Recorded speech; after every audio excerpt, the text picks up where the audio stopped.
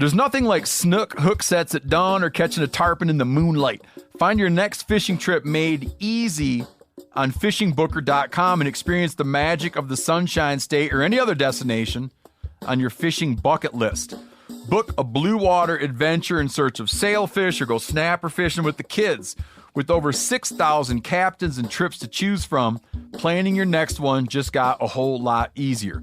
Download the Fishing Booker app on the Google Play or App Store or visit them online at fishingbooker.com to book your trip today. I'm sure a lot of you guys remember the old ceremonial hunting tradition of eating the heart out of the first animal you kill. Meat from those organs are among the most nutrient-rich foods on the planet.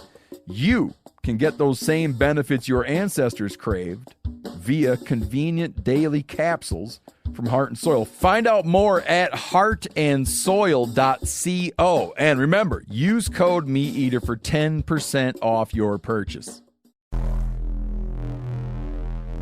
Welcome to the Wired to Hunt podcast, your home for deer hunting news, stories, and strategies. And now, your host, Mark Kenyon. Welcome to the Wired to Hunt podcast. I'm your host, Mark Kenyon, and this is episode number 304. And today, we're back for another one of our Rut Fresh Radio episodes, in which we are getting hot off the press intel from all across the country from different hunters about what's happening in the woods right now.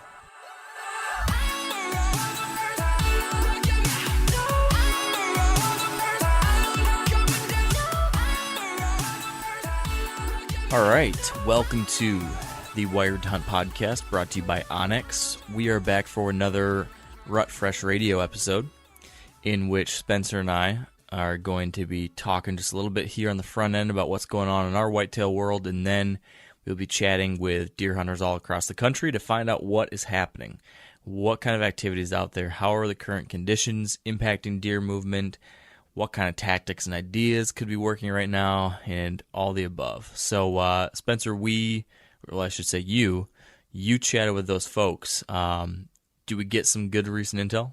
We did, and this is probably my favorite time of year for the podcast because, like, the intel that you get over these next 3 weeks is maybe the most valuable, I think, because although it's fun to hear guys say that activity, that first week of November is like a 9 out of 10, you get everything else across the board from like now, October 1 through kind of October 15th. It's maybe the least predictable time of year, and so I think this is maybe when the intel is the most valuable. And from the guys that we talked to this week, everybody kind of discussed that it was poor deer movement this past weekend, but they are optimistic for really good deer movement this coming weekend, and that mostly has to do with the approaching cold front. Most of the Midwest and the Northeast has a large cold front on the way that looks like it's supposed to set in on Friday and kind of hang around through Sunday. And last year, Mark, if you recall, we had sort of this same conversation, this same exact time, that first weekend of October, and it seemed like, although anecdotal, people were killing a ton of deer, and social media was lighting up with big bucks that were killed, maybe at a time that you don't normally expect that.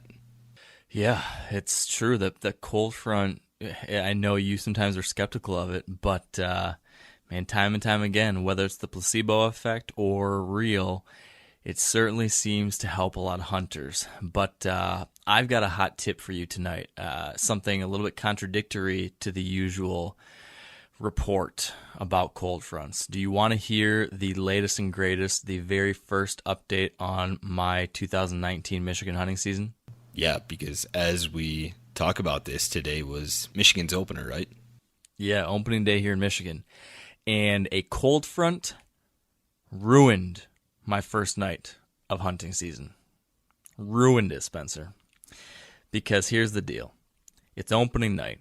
I have hunted opening night in Michigan every single year for years and years and years. At least, I can't remember the last year. I think I might have missed opening day when I was working in California, just out of college. But since then, so at least the last 10 years, I've hunted opening night every single time. I think I know where this is going. Don't steal my thunder, Spencer. Don't steal my thunder. I saw the forecast, and I saw that opening day was going to be hot, super humid, muggy, crappy. It's like mid-80s, really warm today. And then tomorrow, though, by the time the evening time rolls around, it's going to be more than 20 degrees cooler by tomorrow night. And I thought to myself, wow, I could hunt the first night like I usually do, but I'm not feeling very good about that really warm weather. And the next day and the following couple days after that are going to be so great with this cold front running through. I don't have any kind of really great recent intel that tells me that the buck I'm after on my main farm is moving in daylight yet. So why don't I watch? For the first night ever, I'm just going to sit back and observe opening night. I'm going to scout. I'm going to get better informed. And then with a cold front coming through, I will sneak in, hunt one of my better spots the first, October 2nd and 3rd. That was my game plan going into this. Okay, and did this warm weather just save a deer's life? So there's one deer, and there's one deer only, Spencer, that I'm interested in killing on my main Michigan property. That's a buck I call Tran. He's a buck I passed on last year. He is a buck that showed back up this summer, just an absolute stud, 4-year-old, really tall, tight, mega 8-pointer. Just like, I'm smitten, absolutely smitten with this deer. So badly want to see him. I had a bunch of encounters with him last year, lots of intel on him, just excited to hunt him this year. So I got set up near the road on a hillside where I could look way down this property, down a power line, where I can see 2 different little food plots I have planted and several different areas where deer cross between 2 chunks of timber. So I thought, all right, this will allow me to see all the way to the back. And the back of the farm is where this deer usually is the most active. So I can see that. Even though it's warm and I wasn't really expecting to see much, I thought, well, I'll observe, see what's going to happen. Maybe he'll step out at last light way in the back, and at least I'll know when that cold front comes by tomorrow night, that back spot's, the spot to be. Well, fast forward as the evening progresses, I see some does, more does, gets just about last light, and I'm about to pack it in and head out, and I see a big body in the front. And I pull up my binoculars and I pull up my spotting scope, and out steps Tran, and he walks within 10 yards of the stand that I've hunted on opening night the last 3 years. Walked right by the spot I would have hunted tonight if I was going to hunt. Just as pretty as you could ever ask for. Sat there feeding on some clover, putzing around with at least 5 minutes, maybe 10 minutes of shooting light left. And I was sitting 250 yards away watching. And a tiny part of my soul died tonight, Spencer. Have you ever killed a deer on opening night? That's one question. Another question is, how confident are you that he's going to be there one of these next 3 days? And then the other question is the wind going to participate for you to go kill that deer? Yeah, so question number 1, have I ever killed an opening night buck? Yes, I actually killed an opening night buck 4 or 5 years ago from this exact tree stand that Tran walked by tonight. It's my favorite little spot for opening night because it's a great early season food source. It's tight to good bedding. I can get into it pretty easily without blowing up the farm. It's near the front of the property, but it's good even though it's low impact. So it's just a really nice balance. So I've hunted opening night quite a few nights. Killed a buck a few years ago. Saw Holyfield one year, another year. So it's a high odd spot, but tonight decided to save it one day. And so that leads me to question number 2, which is will the wind work, right? That's what you're going to ask. And tonight, now this is the only thing that makes me feel slightly better about the situation. Tonight we had a west-southwest wind.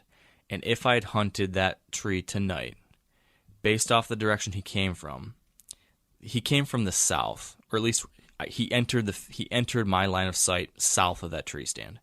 So I might have got away with it, but with that west-southwest wind, if he was coming from the west and south, based off of my previous year's worth of intel with him, I think he beds pretty far to the east and south of this tree stand. So I think he would have had to be moving into that wind, unless he came from due south. I don't know, but there could have been a chance that if I sat there tonight, he would have winded me, and maybe he wouldn't have actually showed up there at all. Now, the good news is I saw him tonight. I saw him come out to that food source in daylight, and because of that, it changes what my plan would have been for tomorrow's hunt otherwise. I was thinking I was going to have to hunt near the back of the farm, and I thought because he'd been in the back quite so often last year and conditions looked good, I was going to push back there and try to hunt for him. But now he's in the front, and I've got the perfect wind for the front of the farm tomorrow. Perfect. So it's still northerly-ish, which would give him, well, what was the wind today? It was west-southwest, I think. So tomorrow's a little more easterly. So he won't come out because the wind's not as much in his favor. But the wind's better for me tomorrow, I guess. So that'll be interesting to see if he moved the way he did because the wind was working for him. And if tomorrow the wind's not going to be as much in his favor, he'll still, based off where he is, he'll still have a northerly-ish wind, which will be into his face from where I typically think he beds. So I'm not sure what will happen. But he didn't get pressured, right? I saw him moving comfortably tonight. I snuck out of there without spooking any deer. So I feel confident that with a good wind where I do not think I'll get winded, I know I can get in there without spooking deer. I know it's a hot food source, and I know that tomorrow evening, tonight it was in the mid-80s. Tomorrow evening it's going to be like high 50s, low 60s by the time that prime time gets there. So, and it's going to be lightly raining throughout the day and just petering out during prime time. So it should be a dynamite sit.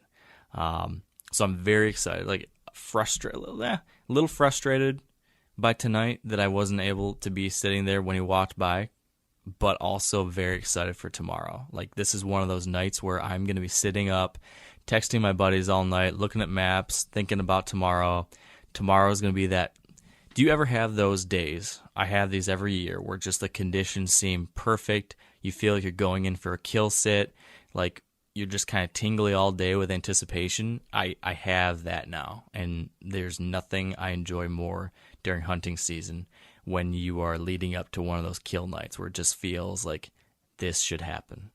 Well, I like that you're calling your shot, but yeah, the feeling that you're describing, that's pretty rare for October 2nd, I think. So, I like where you're at because I don't know your schedule or when you leave for Minnesota, but there's maybe not much that's stopping you from hunting this spot when the conditions are right, while he's still on this pattern. So it seems like it's going to work out. I don't want to go so far as to say that. I'm going to cross all my fingers and toes. I'm going to knock on wood because, right, the odds are probably that he won't show up again. But I feel better today than I would have this morning, now that I know he was there. There's a good chance he might be back again. I hadn't gotten pictures or seen him since September 14th before this, and that was the day before our youth season in Michigan, so I didn't even know if he made it through youth season. So now I know at least he made it to opening day. He's still here. He was moving in daylight and on a hot day, so that makes me think that, dang, once we get a good cold day tomorrow and the next day, it sure feels good. So if nothing else, I'll be going into it confident and excited, and that's a good thing on its own. Is there anything that threatens to push him off this pattern? In the Midwest this time of year, there's a lot of things that can kind of cause the deck to be reshuffled, some kind of crop being harvested or some sort of other season opening. If you hunt in a wet area and duck season opens, or if you hunt in a CRP area and an upland season opens, those things can kind of reshuffle the deck. Is there anything like that threatens this buck from changing what he's doing? I don't think he's I wouldn't go so far as to think that he's on a hard pattern, right? Because I've been able to watch this little area a decent amount over the last couple weeks, and this is the first time I've seen him come back out there. I saw him in this general area a couple times during the summer. I've gotten a handful of pictures of him at the back of the farm. And now, for the first time in weeks, I saw him back at the front. So I'm not going to go and be so confident to think that he's going to keep doing this over and over.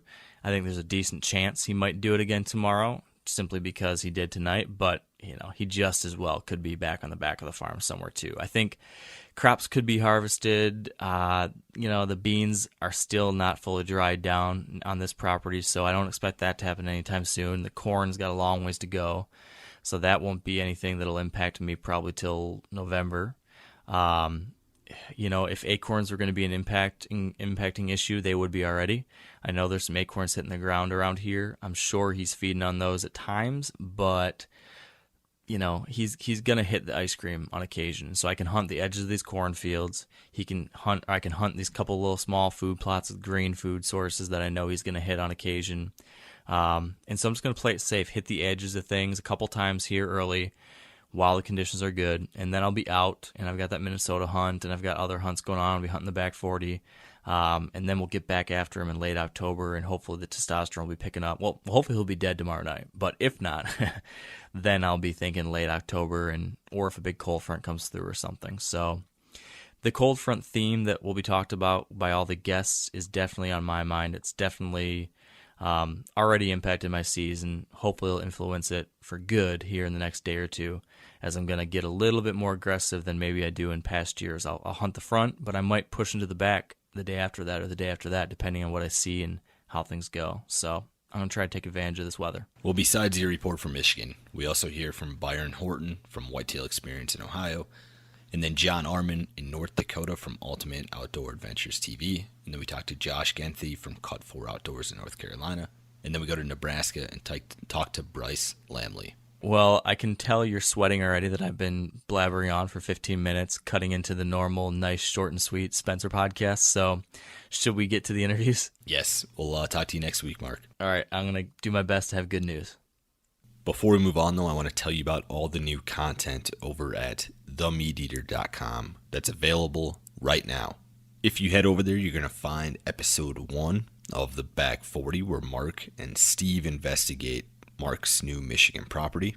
And you're also going to find episode 3 of How to Kill a Buck, where Mark, Tony Peterson, and I break down early October tactics and also look at the Back 40 property in Michigan and e-scout that property, talking about how we would approach hunting that ground this time of year. While you're there, sign up for our new Whitetail Weekly newsletter. It has our latest and greatest whitetail content from Mark and I. It comes out on Mondays, and it'll be hitting your inbox every single week. Now, a lot of you guys are familiar with the old hunting tradition of eating, some organ, the heart or a chunk of liver off the first animal you kill. I had that when I was a little kid, and it was a big deal. Organ meats were always prized by frontier people who knew the importance of getting a lot of different minerals and nutrients. And as often is the case, those guys were onto something, because organs are among the most nutrient-rich foods on the planet. And you can get the same benefits your ancestors craved via convenient daily capsules from Heart and Soil, made exclusively from regeneratively raised, grass-fed, and finished cattle. Heart and Soil's unique freeze-drying process means all those important nutrients are trapped in, ensuring you experience every one of the benefits of nature's superfood in a clean, convenient, taste-free capsule. Find out more at heartandsoil.co. And make sure to use code MeatEater for 10% off your purchase. That's heartandsoil.co. Use the code MeatEater. There's nothing like snook hook sets at dawn or catching a tarpon in the moonlight. Find your next fishing trip made easy on fishingbooker.com and experience the magic of the Sunshine State or any other destination on your fishing bucket list.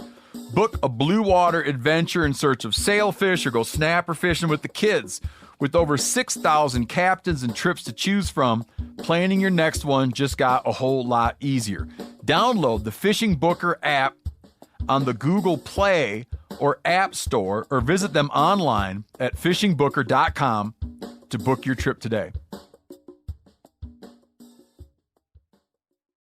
All right, and joining us on the line now is Byron Horton from the Whitetail Experience in Ohio. Now, Byron, in Ohio, what would you say the buck activity has been lately on a scale of 1 to 10? Oh, I got to go with a 2 out of 10 here this last week. We've had major warm temperatures, and that is just not working for us. Have you seen any sign making start to show up yet in Ohio? Yeah, I would say at least from the scouting, I did a lot of scouting. I feel like this past weekend, and noticed like in certain areas that there is a concentration of buck sign, and then there's gaps where there is no concentration of buck sign. I think the key is now finding those areas. I noticed like 7 rubs within a 50-yard area right on the edge of this bedding area, and then walked for the next half mile and came across 0 buck sign. So I definitely think if you can find it, that's where they're holding up this time of year. What is your scouting strategy when you're in season like this? So if it's a morning hunt and the sun comes up and I have 0 confidence, I am getting down the first 45 minutes or an hour. I'm not going to wait. Generally, I go into pre-scouted bedding type areas that I've scouted in the winter, but then it is covering ground and kind of I've used OnX and marked known bedding areas, and so that gives me like a blueprint. So I am just trying to tiptoe in and around them at a distance, but pick up buck sign that might be leading back to some of these bedding areas, some of these kind of second tier spots on the public land that all I need is to know a good track or a couple good rubs leading one way, and hopefully I can then dive in and make the game plan and figure out what's going on in there. Do you find it difficult to avoid public land pressure on opening weekend? Oh, yeah. Saturday morning, in fact, we were not alone in the parking lot, and I pulled in, kind of had to make a judgment call on if I felt these guys were Dickie Mo's or legit guys, and they had no stand sticks, no headlamps. So it was more of I'm not worried about these guys going very far, doing anything really to kill a big buck in this area. So I stayed put and went and hunted that same piece. It is something that we definitely note, and the squirrel blasters are something you got to take account for here on the public pieces. Avoiding stuff like hickory groves and walnuts. Those guys tend to be in those areas, and they'll hike just as far as you will because all they got to do is carry a 22. What food source are you concerned with this time of year? Have acorns started hitting the ground yet? Yeah, and here it's the acorn crop isn't as big as what it has been the last 2 to 3 years. So to me, that's good. That means if you can find the white oak that's dropping, it's the money source. I also see a decent amount of like meadows and browse being like a popular item since all the beans have turned and are pretty much dry at this point. You mentioned before that the hot weather made for really poor deer movement. Does that mean you're getting really aggressive when we do get those cold fronts this early in the season? Yeah. I kind of have the philosophy that if you believe a buck's in there, you know that at least on the public, you're going to be fighting other hunters. So if it's a cold front, why not get aggressive? And then I also have the philosophy that, my in-season scouting, I can go find another buck that kind of hits what I'm looking for out there. It's a long. So if I bugger something up, I'm not just solely chasing one deer. I think at least with where I'm at and what I'm doing, I'm not chasing that one particular giant. As someone who mostly does mobile setups, is there anything with your mobile setup that changes between now and the rut? Yeah, I would say right now I'm actually taking 4 mini sticks because I'm not, with canopy coverage, I'm not getting up as high. I'm also not hunting the big woods, so I'm not taking the full length sticks at this point in time. And then as far as packing in, I don't have to bring any layers. I just have to bring my camera gear and just a few minimalist things. So run and gun hunting, I feel like in October is definitely just easier. You're less bulky and you have just less items. Going forward then in this next week or so, what do you think that buck activity is going to be on a scale of 1 to 10 in Ohio? I really think we got this first cold front, 20-degree temp drops coming Friday, some systems pushing through, and it's going to stay cold for a couple days. I'm going to go ahead and give it an 8. I truly think if you're going to kill an early season buck, we'll see some big bucks here in Ohio hit the ground this weekend, 100%. I like your optimism. Thanks for your time, Byron, and good luck. Absolutely, Spencer. Thanks for having me on. All right, and joining us on the line next is John Arman in North Dakota from Ultimate Outdoor Adventures TV. Now, John, in North Dakota, what would you say the buck activity has been lately on a scale of 1 to 10? I would say probably about a 6. We were earlier, I would say an 8, but we kind of slowed down with some of the moisture coming through. Now, moisture has kind of been a theme for the Great Plains this summer and this fall. How has that affected deer movement this season in North Dakota? Well, there's been, for us getting out on the weekends, it seems like every weekend we're getting torrential downpours. I think deer are no different than we are. They don't mind the rain, but when it's blowing 30 miles an hour and the winds and rain is going sideways, they kind of hold up.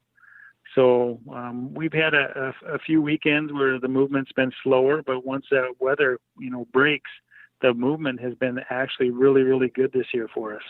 How about the rain that we had this summer? Has that affected anything as far as, is this going to be a late harvest in North Dakota, and how will that change things?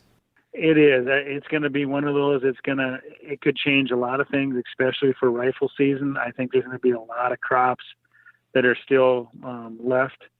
Right now, we're seeing small grains. I think a lot of them haven't been taken off, and they're probably not even going to get them off because they're ruined right now. I'm starting to see, soybeans are starting to turn, but there's still a lot of them that are still growing and still green. The moisture has been kind of a blessing and a curse. So I'm one that I would much rather hunt a dry condition than the wet condition. And this year, we're as wet as we've ever been. You talked about the soybeans still being green there. Does that mean that's your focus right now for food sources? It is. We have a couple fields that were put in at different times, and the ones that have matured and are turning brown don't have a lot of activity, and the ones that are green have all the deer in them right now. So we're still hunting soybeans and hoping to knock down a deer. We've gotten a couple opportunities early, and we didn't capitalize, but we're hoping to make something happen in the next week. Have you seen any sign making start to show up yet? Yes. I was just down checking pulled cards the other day, and a lot of the rub lines, the scrape lines, you're starting to see a lot more activity, where they were just kind of, pawed up a little bit. Now they're starting to get after them. Started some mock scrapes that are getting hit really hard. So I think, things are starting to crank up a little bit. How concerned are you with moon phases in early and mid-October? I'm one of those guys that I only get to hunt so many days, so I hunt no matter what, but there's definitely a difference. And, this year the opening weekend, the moon phase seemed to be perfect, and that's what I'm hoping for in the next week. I think it's going to follow the same pattern, like the moon always does, and you're going to start to see that activity because to me, there's that 3 or 4 days out of the month that the movement is just crazy, and I'm hoping that's going to happen in the next week or so. What's your strategy this time of year for hunting those deer that like to bed out in the ag fields?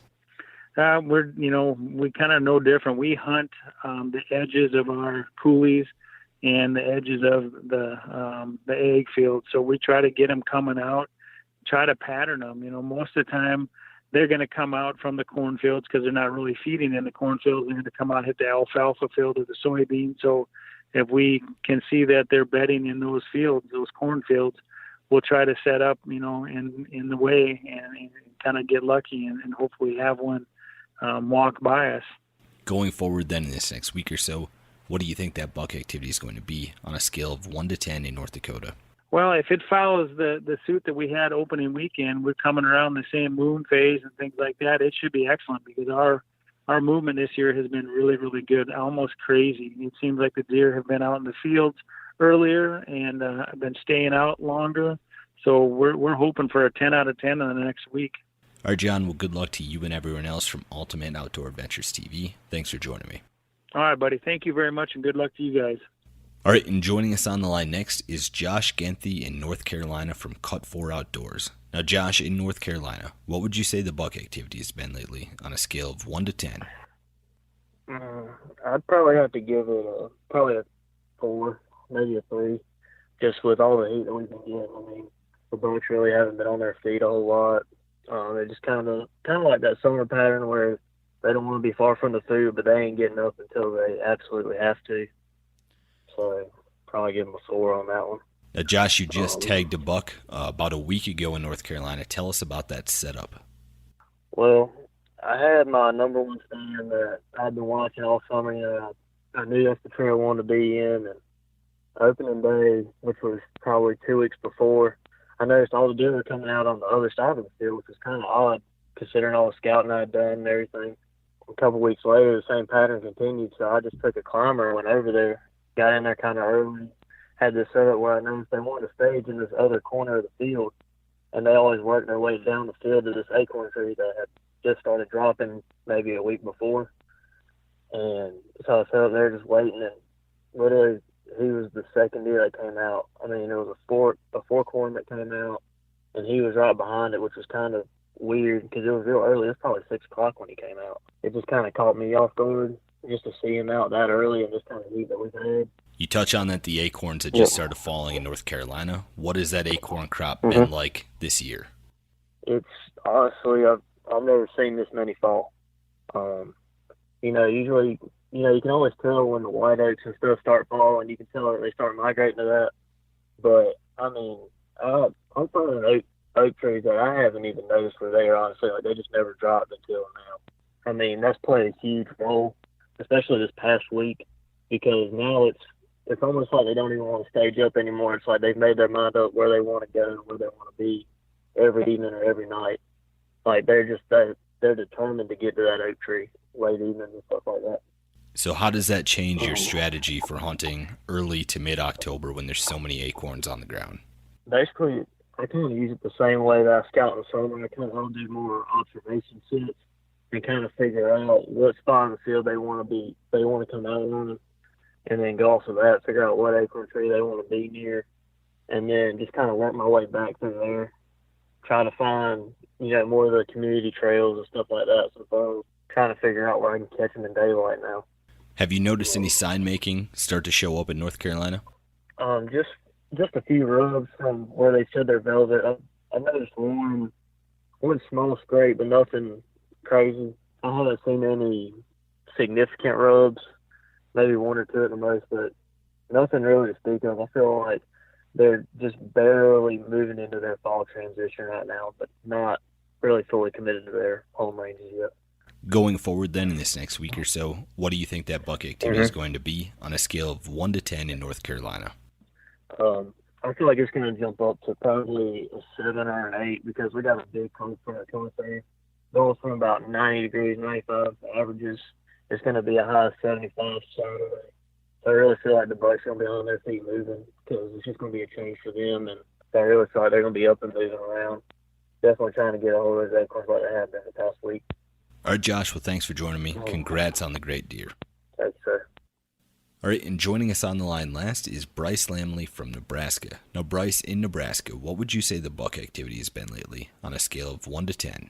Well, I'm usually conservative, and right now I'd say 5, but it's starting to pick up. We start September 1st with bow season, and September's been pretty slow for myself and a lot of the other guys, but it's just starting to pick up. The last week we've been seeing quite a few bucks that we haven't seen before show up on trail camera. We're starting to see some scrapes show up.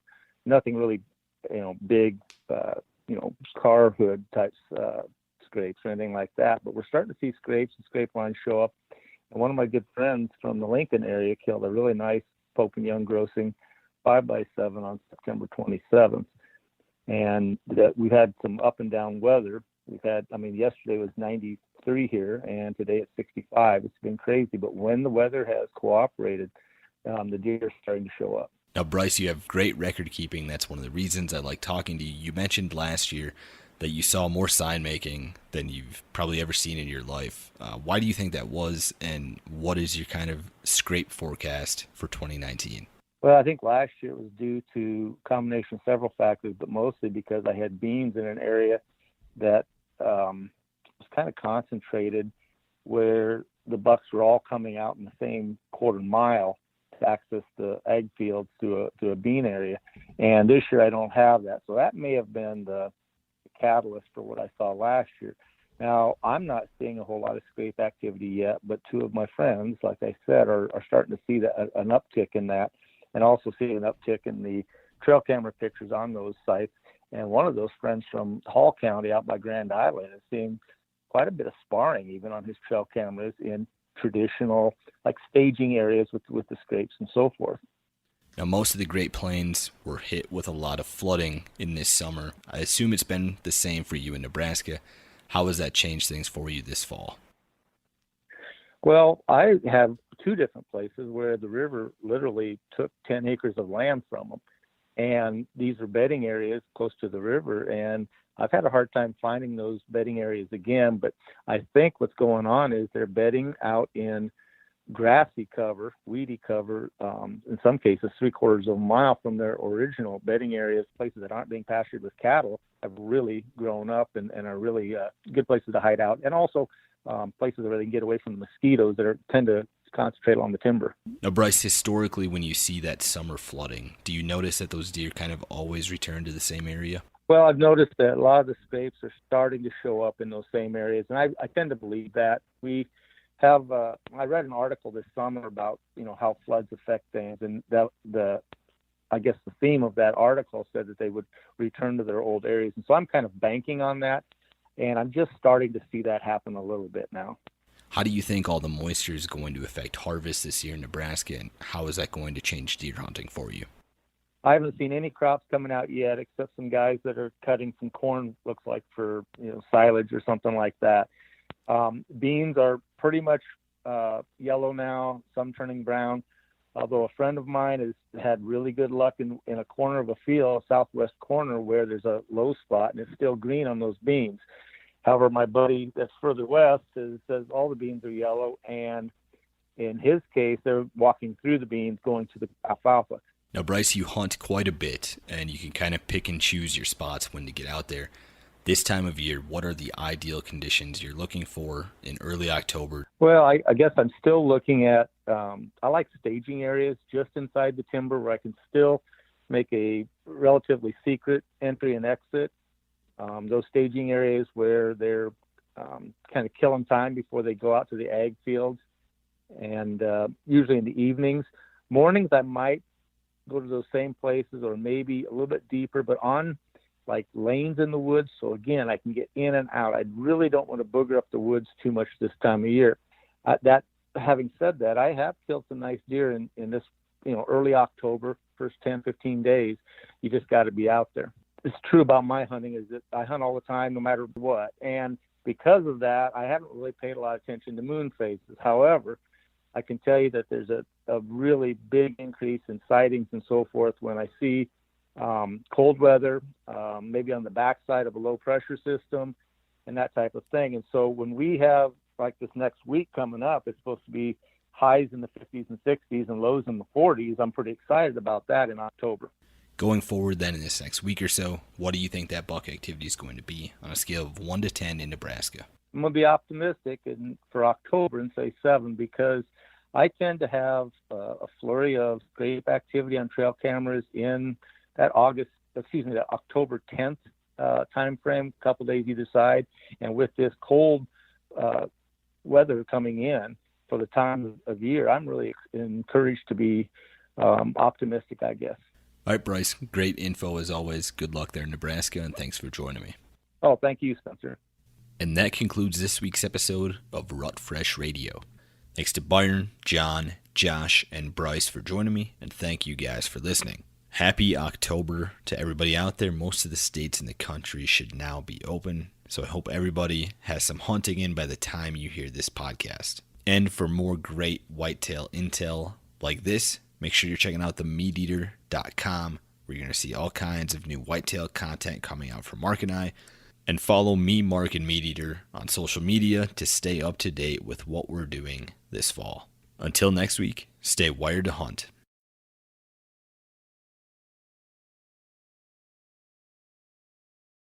I'm sure a lot of you guys remember the old ceremonial hunting tradition of eating the heart out of the first animal you kill.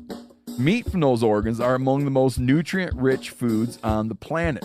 You can get those same benefits your ancestors craved via convenient daily capsules from Heart and Soil. Find out more at heartandsoil.co. And remember, use code MeatEater for 10% off your purchase. You ever get that feeling the walls closing in, the concrete jungle suffocating you? You crave some wide open spaces, the chance to connect with nature, maybe in a spot all your own. Well, head over to land.com. They've got ranches, forests, mountains, streams, you name it. Search by acreage. You can search by location. You can search by the kind of hunting and fishing you're dreaming of. Land.com.